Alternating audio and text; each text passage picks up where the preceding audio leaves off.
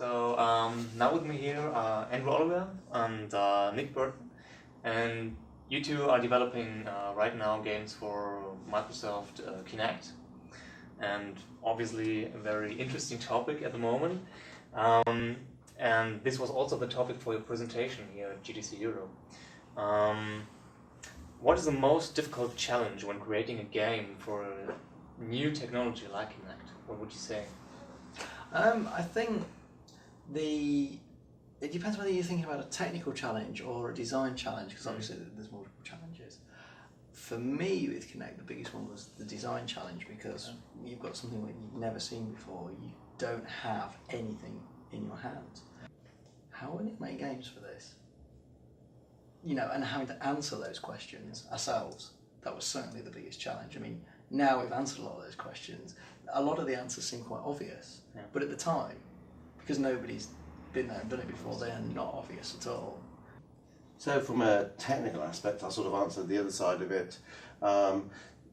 You are doing things that you haven't really done before, because to control games, you were just pressing left, right and a series of buttons, whereas now you've got to work out programming for gestures, and depending on how you program it, if you sort of wait for the gesture to finish, then you get a problem. So you've got to see where things are going and make things up. We're so ingrained with holding a controller and pressing buttons. You take that away and say, make a game, and it panics people a little bit. Yeah. What do you mean? And it's like, well, who prescribed that we should be playing games pressing a series of digital buttons? Actually, that's like, if that had never been invented.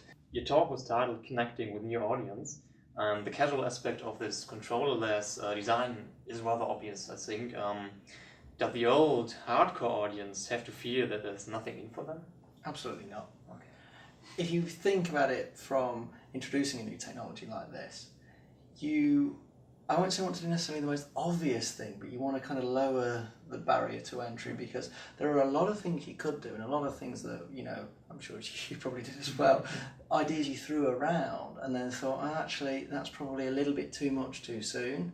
Like for Kinect Sports, for instance, it's very relatable because everybody knows how to play sports. So if you're going to do a physical game and you're going to do the real sports actions, it makes perfect sense. It doesn't necessarily mean it's, you know, been squarely, we said, right, we're going to do that because it's just for the broad audience.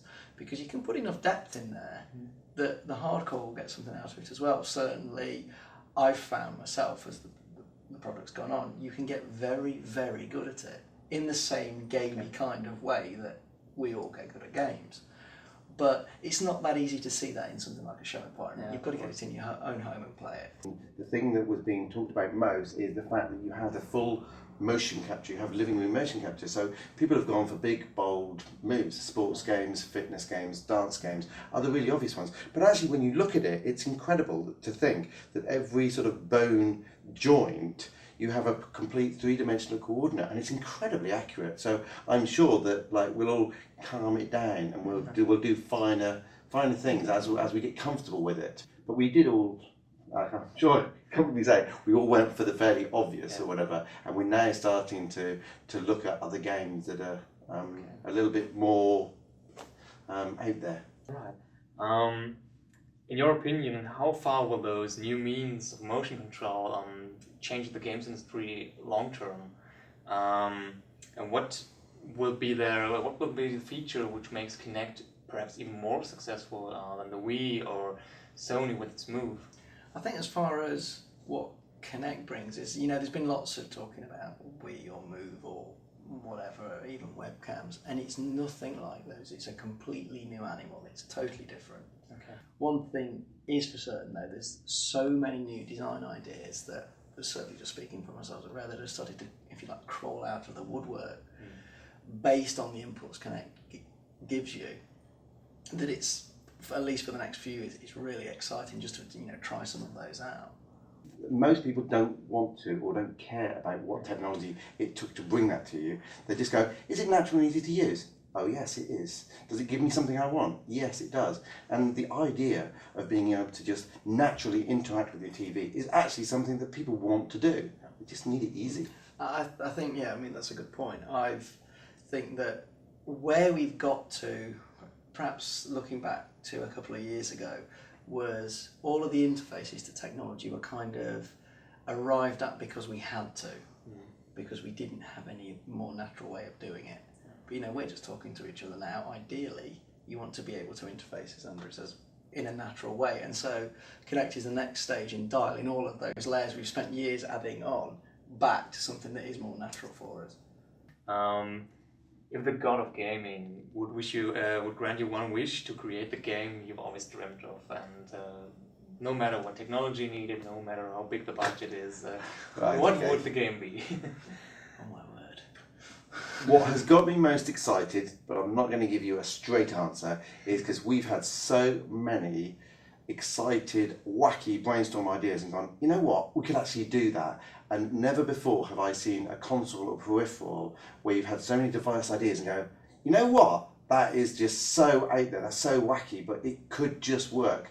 That I'm hoping that all the other developers are thinking like we are, because we've got some great ideas lined up. I'm not about to give them away here now, because we need to get them signed and made. But most of the time when a new console comes out, you go, oh, it's faster, it can do better graphics. And in the last revision, it went easily onto the internet, so it was good, very sort of multiplayer. But this is the most sort of radical thing where you go, oh my God, some of the things you could do would be so exciting. So I'm not about to say them here. But what I would like to say is we'll hopefully develop them, and I hope that other developers have such wacky, bizarre ideas as we do, because it's going to be really exciting times. Well, you know we do, because we've got a stack of prototype ideas like this that we've thought about just over the last couple of years. Again, I wouldn't want to share or bore you with the humongous number of details for those.